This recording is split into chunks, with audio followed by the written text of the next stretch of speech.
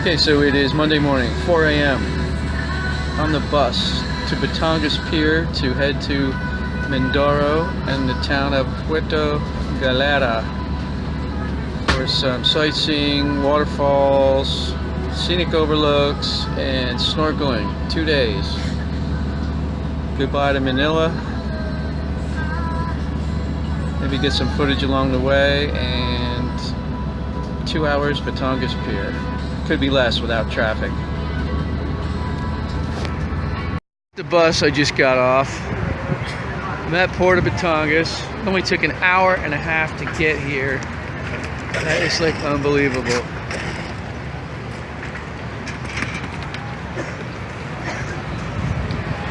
So now I have to find my way to Terminal 3 to find my boat. Okay, I'm at the Terminal 3. Bought my ticket over there. And now I'm about to get on the boat.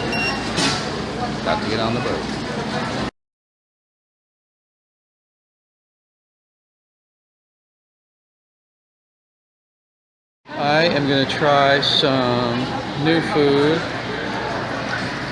That, which looks like lo mein. And I think I'm going to throw a couple eggs on it.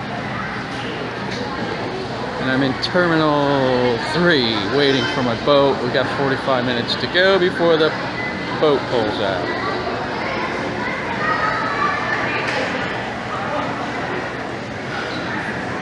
And outside are the boats. We'll get there. Breakfast of Champions right there. It's like a lo mein with egg.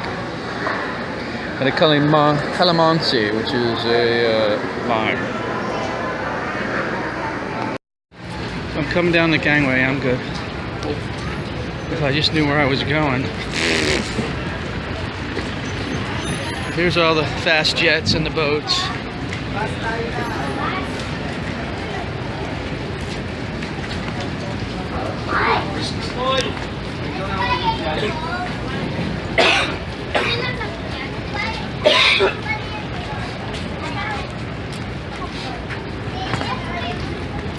In the distance you can see mountains.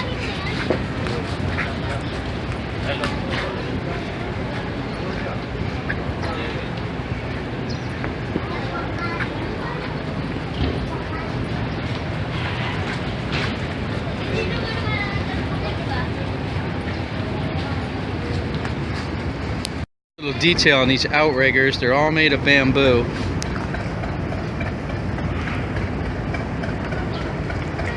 Everything's bamboo on those. And then the gangways over there, walkways, all bamboo. I guess that's our boat over there.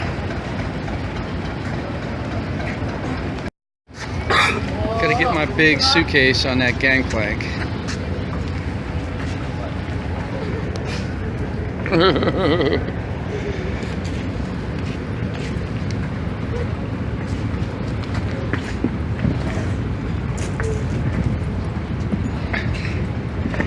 Bump, da bump, da bump.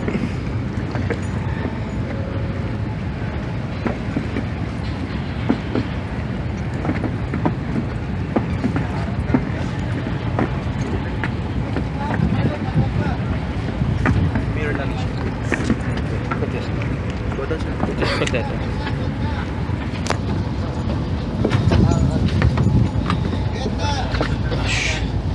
Handled that like a pro until I almost busted my nuts. Watch your head. Oh! Watch your head, man. Watch your head. Almost hit it. The boat is full. Standing room only. I hope they got 130 PFDs on here. Looks like they got bags and bags. I'm sorry.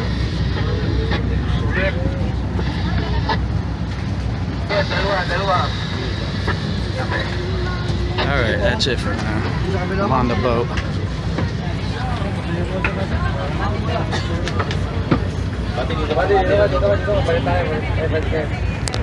Here we have the cockpit.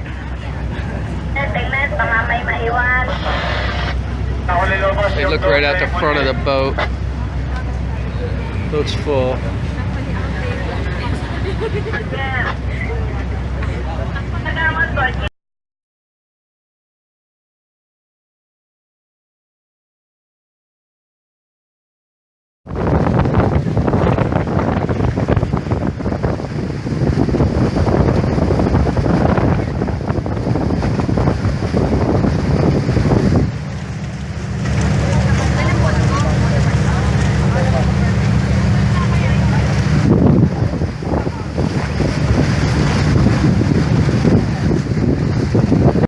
We made it. There's the boat.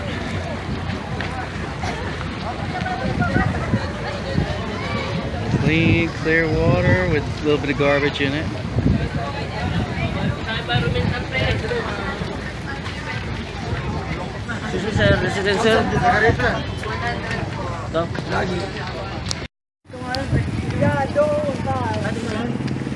May kaya magpapuntang Minulo yan eh. Paminulo yan, mapunta dyan.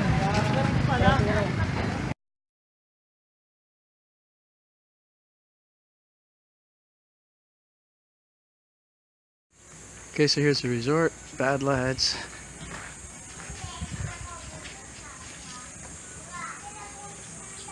Very nice place. Nice patio. It's so hot here. It's like 85 degrees and it's only, 8:30 in the morning. And a pool, nice. Nice poolside patio, restaurant, bar. Nice, helpful people. And right on the water. Let's check that out. Outside dining pavilion with a lot of flies. Nice area for laying out in the sun. And yeah, I'm digging it. Check this out.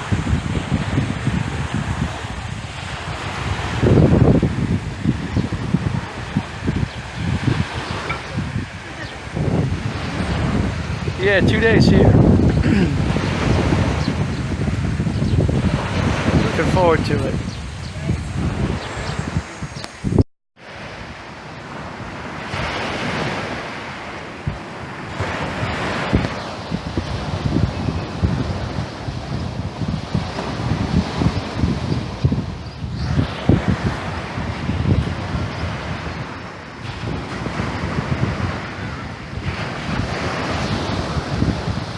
If this isn't a Corona commercial, I don't know what is.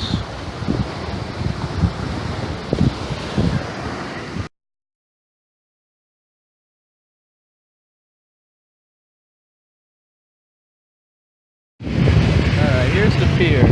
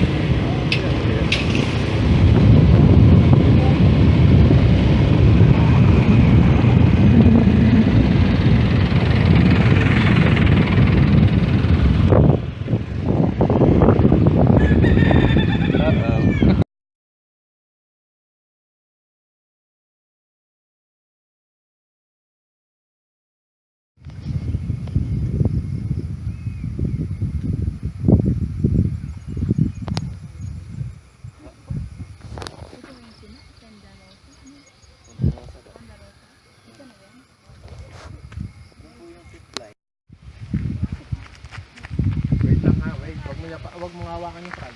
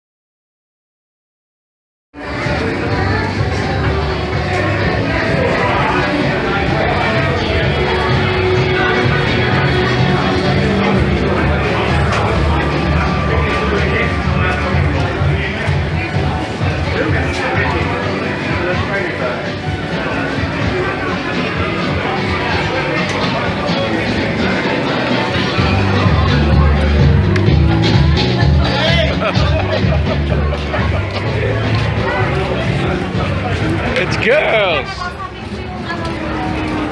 Oopsie, I didn't know that was a go-go.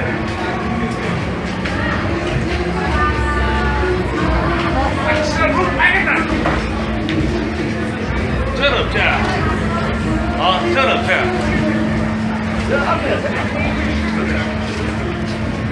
Tiny little walkways to who knows where. I'm in Sabang, Puerto Galera, Mindoro.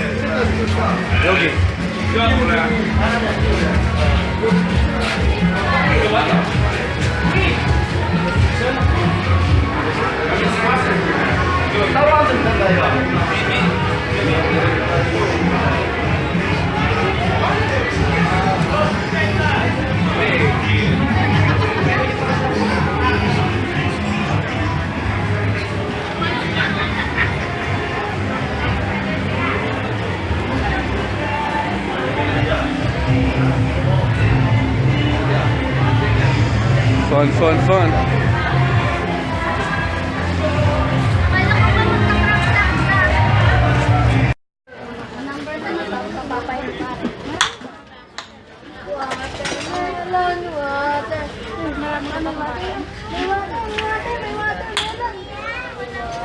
Little dandruff in there. Yes, sir. Barbecue. This one, oh. Why? What's in there?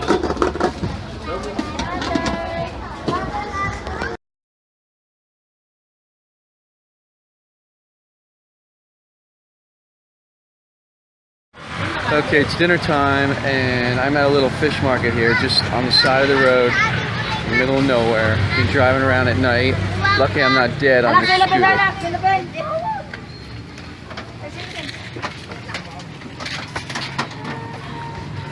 Big squid there.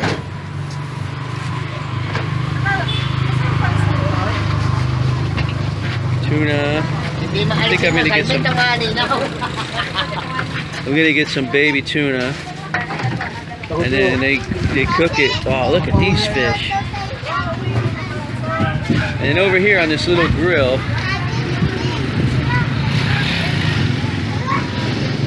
you can't even see it. They cook. They cook on that little grill.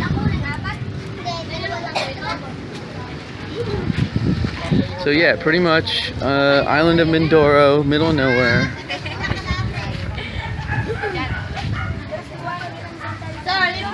It's maybe, I don't know, 7:30 at night. So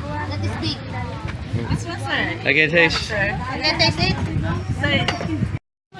Alright, I'm gonna try this squid. This one, sir. Secret liquid. This is the community fork. Everybody's using it. Good. It's good.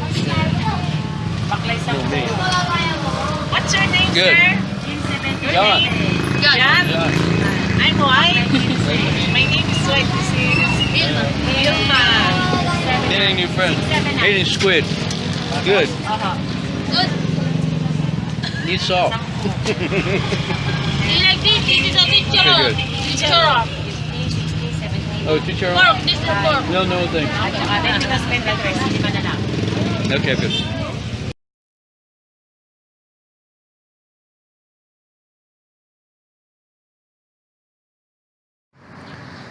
This is a Tuesday morning update. I left Makati yesterday. Sunday night was uneventful because, well, Sunday, let me wrap up. Went to the park and trained with Master Rodell, and then I went and met Ronnie Royce, and then I went back to Rodell's group in the Chinese restaurant, sang karaoke, and then drank 4 beers, which completely wiped me out. And then I went and met with Tuhanray Dianaldo and had quite an interesting chat with him. And then we had with him and his wife and his stepson, and then we went to have dinner, which was nice. And then essentially I passed out from 6 o'clock until midnight, and then I was up all night. I was fine, I couldn't sleep.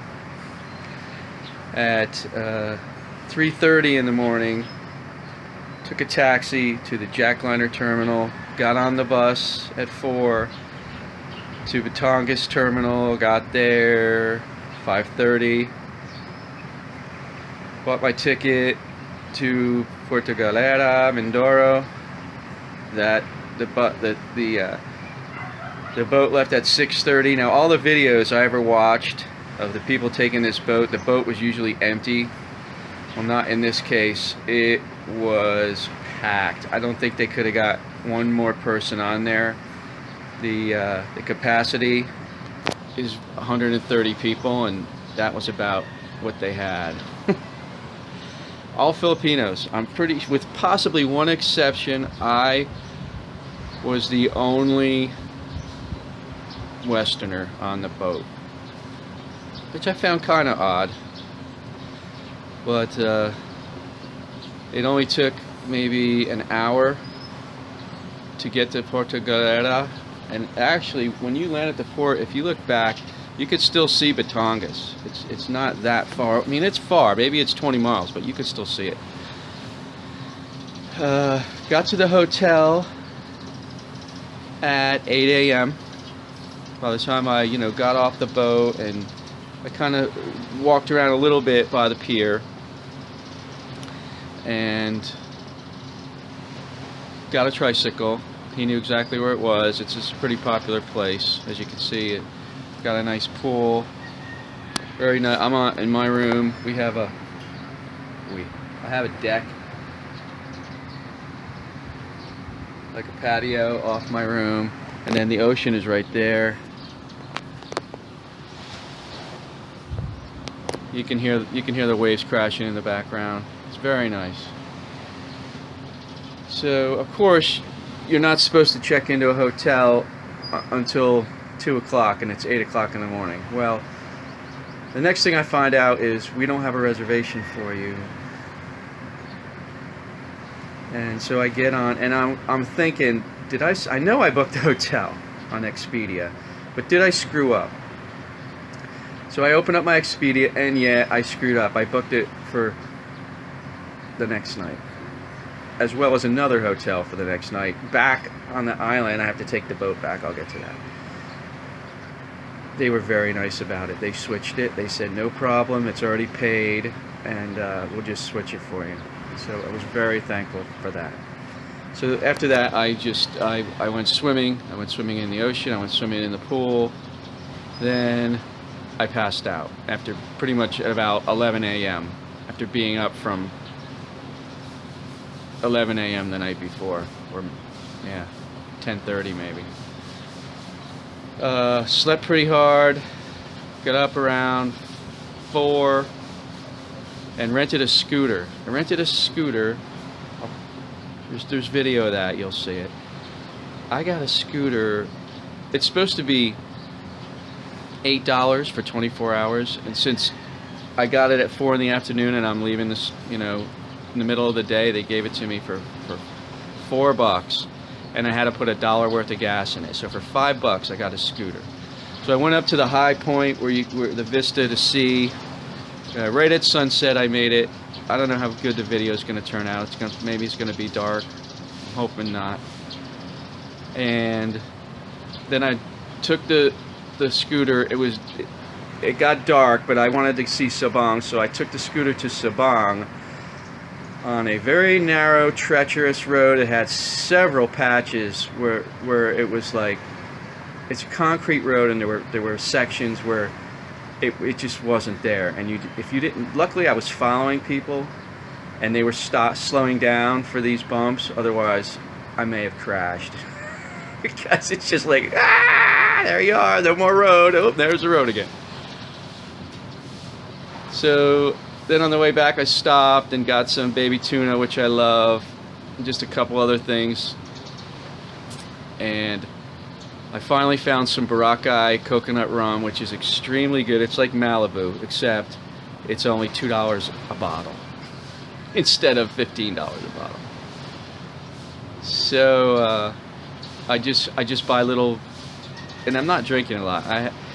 After the training on Sunday, I was in this Chinese restaurant singing the karaoke, and they kept putting beers in front of me, and like an idiot I kept drinking it until I got to halfway through the 4th one, and I said, oh my god, I am getting wasted. I still got to go see Tu-Han Ray. I don't want to be an idiot.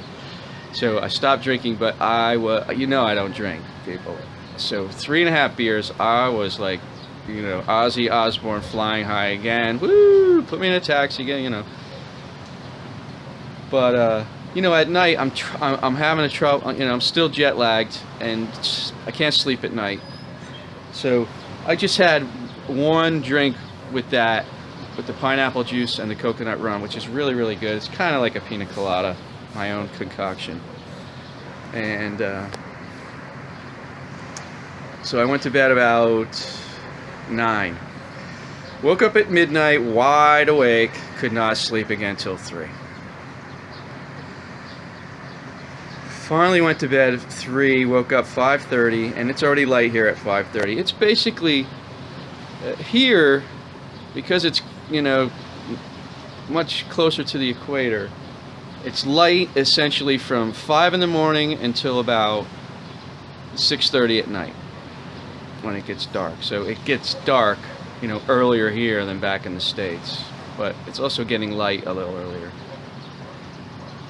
And that's it. That's where I'm at right now. There's free breakfast here. I'm gonna have breakfast. I'm gonna get back on the scooter and go see some waterfalls. The plan here was to rent the scooter yesterday, go see the falls, go see the vista, and today take a day tour that was snorkeling. And I'm probably gonna have to skip that tour because first of all, I'm supposed to check out by 10 a.m. I have nowhere to put my big bag. I'm sure they would stash it for me somewhere and watch it for me. But I'm so behind on video. I'm so behind on keeping up my daily journal of what I'm doing that I think I'm just gonna go see the waterfalls, turn in the scooter, and then head back to the ferry by noon or so at the latest, maybe earlier, and then get back to Batangas. And then I have a hotel tonight in Alabang, which is just south of Manila. It's probably like at the most a half an hour, if there's no traffic, half hour from the airport, and have an 8 a.m. flight, so I'm going to try to get in there by 6. So, and there's plenty of water sports to do when I get to Cebu, especially with the whale sharks, and I'll be around the coast the entire time. So, I'm not crying over one thing that I'm missing out. But the problem is I passed out all day, you know, from 11 a.m. till 4. So I couldn't do yesterday what I wanted to do today. I already have the scooter. I won't have to pay anybody to take me to go see this waterfall. And then, all right, I didn't go snorkeling, which, again, it was part of my plan to cram as much into as few days as I'm going to be here. So I'll do it next time. But I've learned a lot about the island, how to get here, what to do, where to stay, what to eat, how the roads are, and I've just learned all about it, which is the most important thing. So that's about it. That's my Tuesday morning update. Probably the next update, I will be in Cebu, because that's where I'm going to be tomorrow morning by 10 a.m. if there's no delay of the flights. Well, flight. And any of you that have been to the Philippines know that the domestic flights are constantly and regularly and expectedly delayed, sometimes for hours. And like you know, my 8 a.m. flight could leave at 5 at night easily. I hope not. Let's see what happens. It's usually the later flights in the day that are more delayed, because they just compound each other as the day goes by. Because if one flight is late coming in, then it affects the next flight going out, because they just turn the planes around and go back and forth. So this Izumi Boutique Hotel is really nice. It has a pool on the roof, and it's a tall building, and I'm really looking forward to it. It's in a very nice area, so I'm hoping it has good internet and I can upload some of these videos. I was trying desperately to upload the balut video over and over and over again, and I finally got it uploaded. And then when I see it, just to continue, I was cut off there. I was trying to upload the balut video, and finally I see it, and people are commenting on it, and it's the eating corn video. Wonderful. Okay, well, that was going up anyway, but it's not as dramatic as eating balut. But I have a lot of videos to get up, and hopefully I'm going to catch up today. Tuesday morning update. I have a little addendum to my video about a couple things. First, the Boracay rum.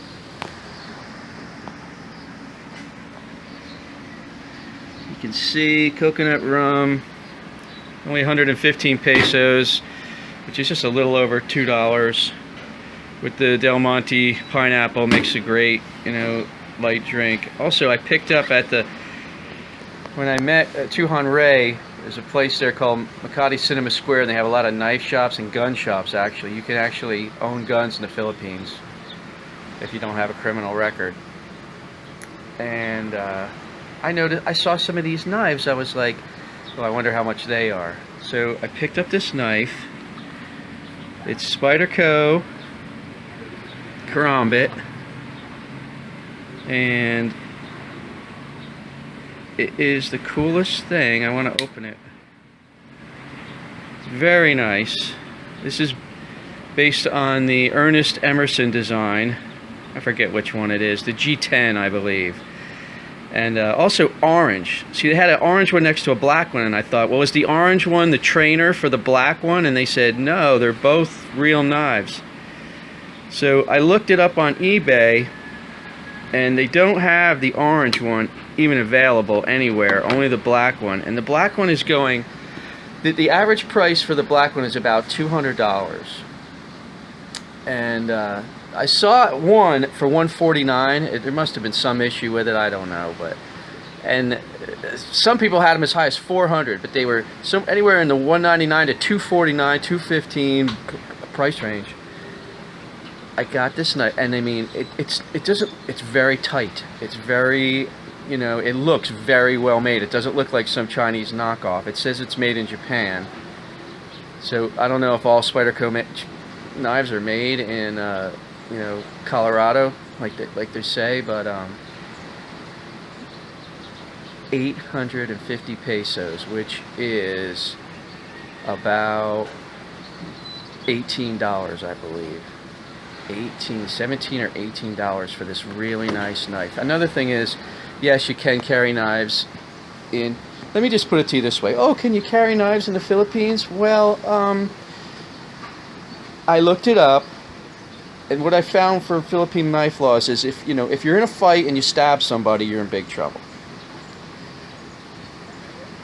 But it's perfectly commonplace especially here in the countryside, to see people walking around with a machete on their side. I mean, you see it. So if I can have a machete, why can't I have you can have it. I mean, they're selling them right in everywhere you go. They're selling knives. So if they're that illegal, you wouldn't be able to buy them everywhere. And I looked it up, and you're perfectly okay to have a knife, just, you know, don't go around stabbing people with it. Self-defense, I'm not really up on the self-defense laws here. And even, you know, in the United States, in every state, the self-defense laws are completely different. There's no nationwide, you know, you can do whatever you need to protect yourself law. Also, I am currently reading Mark the Animal McYoung's book on In the Name of Self-Defense. On, you know, interesting insight on what is self-defense, what's not, you know, how easy it is to get yourself in a lot of trouble. Because the bottom line is, self-defense is not because you say it's self-defense. And not only that, if the cops ask you, like, what happened, and you say, well, you know, I was self-defense, you've just admitted to a crime. Oh, so you did beat him up. Yes, I did, but it was in self-defense. Okay, well, the district attorney and the state's attorney are the ones who are going to decide whether it was self-defense or whether it was a fight. And 99 times out of 100, they're going to decide, no, this was a fight. And if you beat that guy up too bad, you're the one who's in trouble and not him. And even if it was self-defense, and even if you were in the right, if you don't have video and a whole bunch of witnesses to prove that, and especially if you put a beating on this guy, even let's say he smacked you right across the face and said, I'll kill you, and you pounded him, and he fell down, and you, like, kicked him in the head after he fell down to teach him a lesson, well, guess what? That is a no-no, you know. So anyway, I don't know how I got onto that, but I just want to add those couple things. The other thing I was going to show you that I forgot is I did pick up 20 nice Arnis sticks from GM Rodell. His daughter Seidel was gracious enough. I contacted her at like 9 o'clock the night before and said, oh my God, I forgot, I wanted to get some sticks. Can your father bring them tomorrow? Yeah, sure, no problem. So he had them. They had a receipt there with my name on it, ready to go. He knew it immediately. As soon as he saw me and walk up, oh, John, and then he immediately, like, interrupts his class and gives me my sticks, like, hey, I can wait, you know. So for some of you people at home, hit me up, because I always bring extra. I like to give them away as gifts, and because they only cost me $2 a piece over here. And the ones I bought over the last 2 years, I still have. Other people have, you know, they maybe train more than me, and they hit harder than me, and they do stupid stuff with their sticks. And I also know that if you put them in water, they're shot. Don't do that. But they've lasted good for me. Other people, they say, well, I didn't like them so much. They didn't last. But for me, no, my daughter and I have used them a lot. They last. They, you know, and they're perfect size. They're the 28 inches, and they're skinnier, so you can go faster.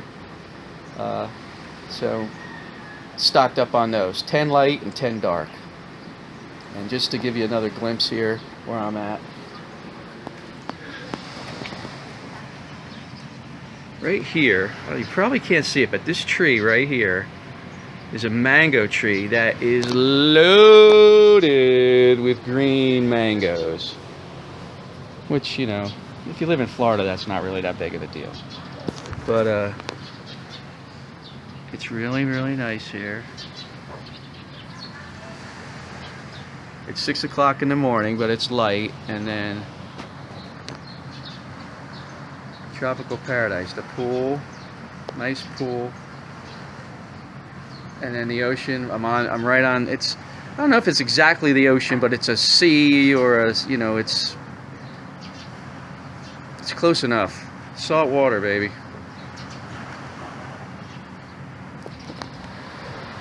Stay tuned.